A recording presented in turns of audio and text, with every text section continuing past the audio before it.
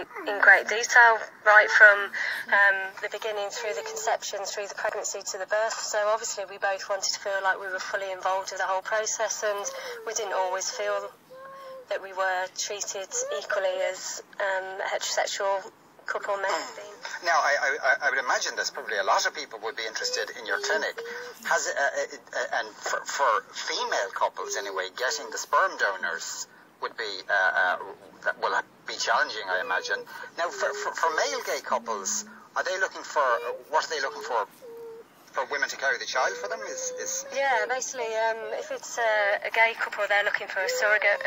So most surrogates will want a separate egg donor, so they're a gestational surrogate rather than a traditional. So for gay men, it's a whole lot more difficult. They need a lady who's willing to donate their eggs. They also need a lady who's willing to carry the baby for them. So the whole process is much more complicated. And do they have to find that themselves, or do you help them find those people?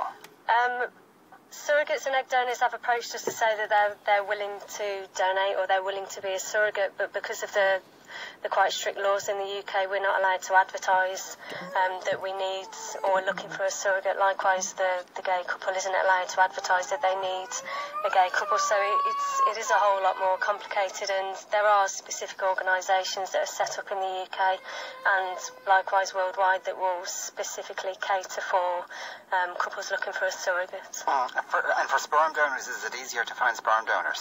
Or can you advertise for them?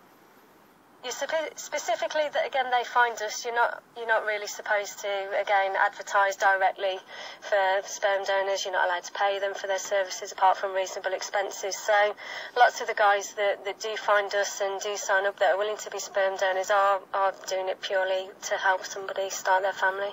And then presumably, I mean, as you said yourself in your own case, there'd be I suppose that kind of a negotiation as to for the sperm donors, say for instance, how much access they may want to have or may not want to have into the future when the child is born. Yeah, definitely. Lots of our sperm donors are looking for minimal involvement, maybe just a photograph or an update once a year about how the child's doing. There are some guys that are looking for a co-parenting arrangement where they're much more fully involved with the whole parenting experience and bringing the child up.